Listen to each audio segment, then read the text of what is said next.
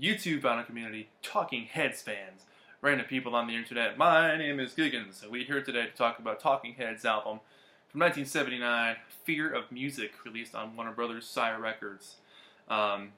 Easily one of my favorite Talking Heads albums. It's so weird, it's so cold, and it's so bizarre, and I would think really set them up for the next step they would take on Remain in Light.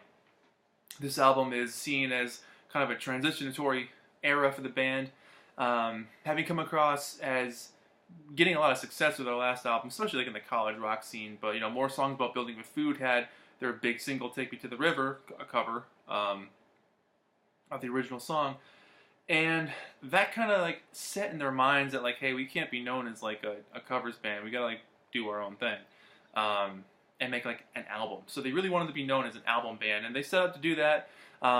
They started recording in early 1979, and they weren't super happy with the results, so they went back to Tina and Chris's loft in New York City and just started hammering away there, making up songs on the spot with each other, coming up with lyrics at the same time. David was doing a really cool thing where he would record bits of vocals and change the way he said the word each time, kind of figure out the best ways to sing the songs. A painstakingly time-consuming way to do that, but makes for a really interesting listen, and creates a whole bizarre art rock atmosphere that this album definitely captures for sure. It was some of the work of Brian Eno, who they would work with for another couple of years, and just a really interesting album. And this album is easily like one part confidence, one part anxiety, another part nightmare, another part like paranoia, and then just like a hint of the clouds breaking through once in a while with some sunshine poking its head in there. It's a fascinating, demanding listen that really asks a lot of you, I think, in times, but the results are more than rewarding. So let's just jump into this thing, right? Shall we? So the album opens up with Simbra, which is basically a really bizarre track full of funky dance rhythm, licks on the guitar, lots of shaking drum percussion, really jittery bass. Tina's bass on this album, phenomenal. I love her bass playing, but this album in particular really shows off her strengths. Her bass line on this track in particular is really like slinky and jumpy and bouncy, and kind of does its own little thing and plays in its whole other world. The lyrics are based on a Dada poem, from the early 30s Dada art movement.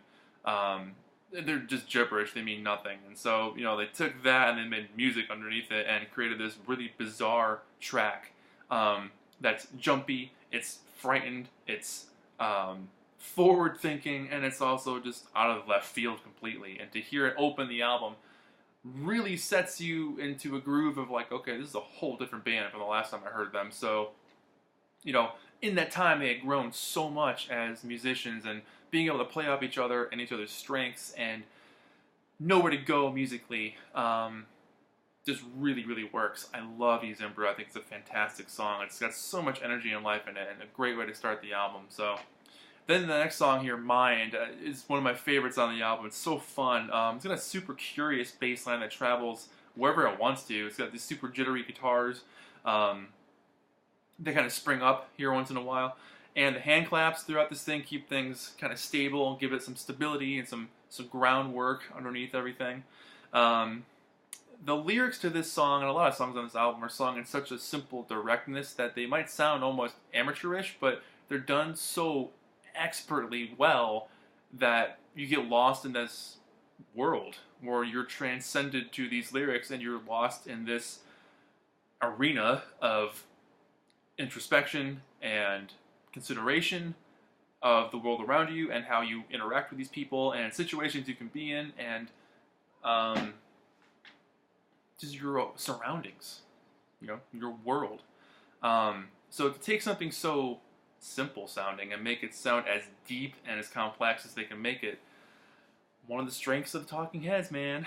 I absolutely love David's aloof vocal, basically singing this thing like he just doesn't care.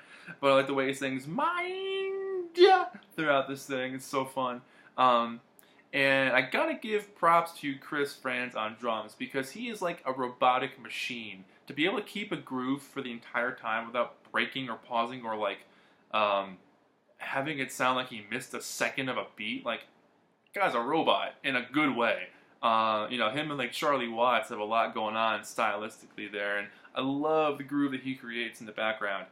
But then you get this whole song that's kind of like grooving along, and then you get this giant guitar wail shriek that happens throughout the rest of the track. Love that. Easily one of my favorite songs in the album.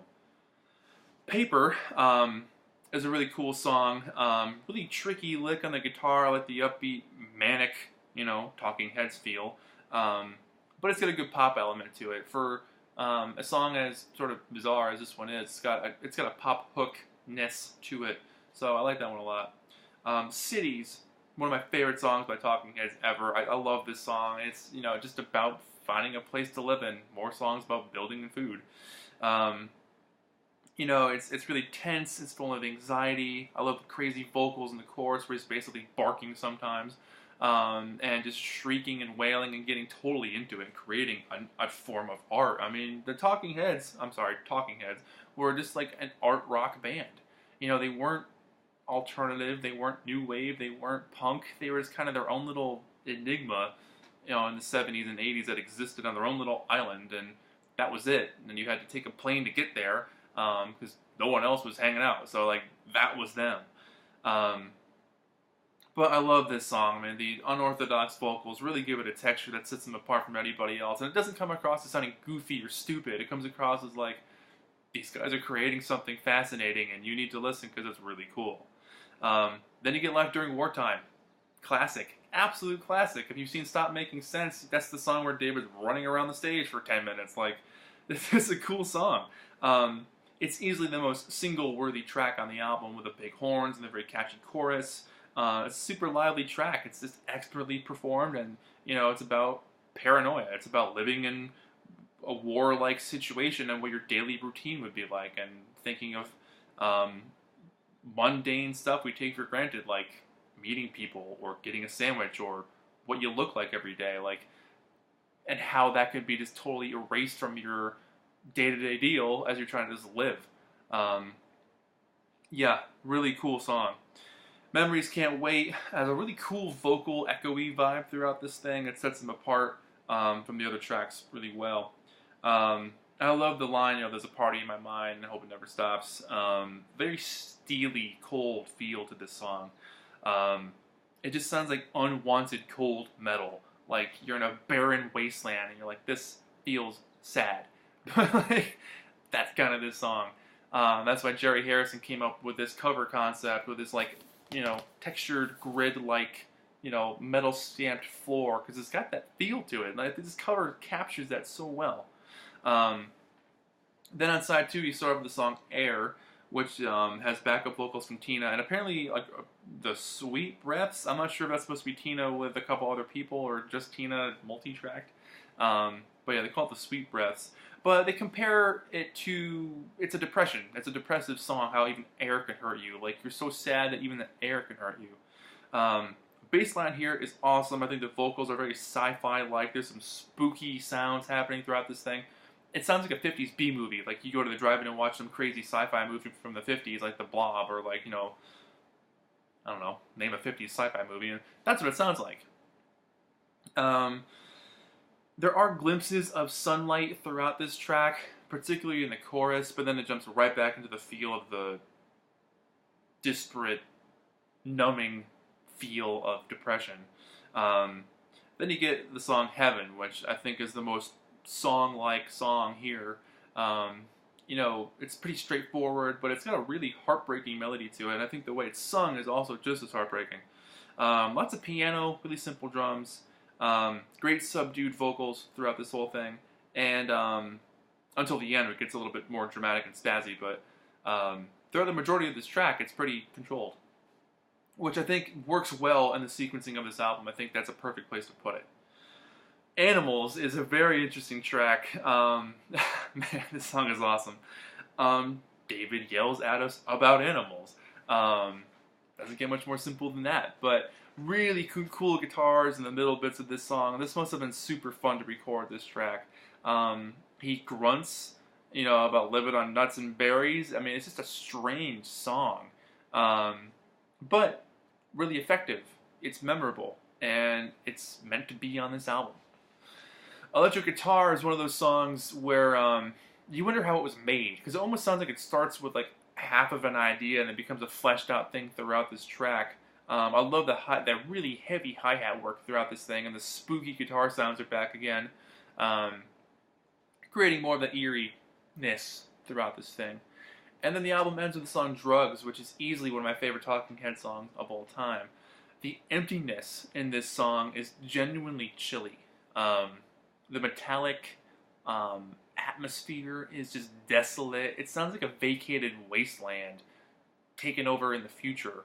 The really, really subtle guitar work, David's vocals that sound like an addict trying to kick the habit, fit so well, and the whole thing sounds like you're going through the shakes. I mean, it sounds like a mess in your brain. I mean, it's presented in such an insanely fine-tuned timing. It's so spot on throughout this whole track. But yeah, again, that sparseness, that emptiness, that void is just a fascinating listen. You know, they did this song live a bunch of times around that time, and added when they had like their 100-piece member band. And it works well live, but this studio recording, that's the best way to go. I love that one so much. So yeah, I mean, that's kind of where I leave off on this album. Let me show you the guts of this thing and show you the inner sleeve here. Here we go. So David Byrne did this stuff. So there's this wacky picture here. And you got the words on the back, which is pretty cool. But you got the old Sire label there, and it's really cool because there's a video online. I forget what it was for, but basically it shows Talking Heads rehearsing for an upcoming tour at this time, trying to refigure out some of these songs. And there's a scene where Jerry Harrison puts the record on the turntable at Tina and Chris's loft and plays along with the album, which I thought was great. To see him relearn some of his guitar parts before they went back on tour. But in terms of Talking Heads discography, for me, this is one of my favorite albums by them. There's such a strange atmosphere to this thing. It holds its own and sounds nothing like any of their other albums. I mean, after this, you get, Cross-Eyed and Painless, and oh my god, I can't think of the songs on Remain in Light. I'm drawing a total blank. Once in a Lifetime, and all these other songs. This, I think, was the groundwork to get to that level, which, again, led them to the next album. We get Burning Down the House and Making Flippy Floppy and all that stuff. Each album from them was a stepping stone, but as a stepping stone, it was a very, very good stone. It wasn't like cross a couple of pebbles to get to this giant next thing.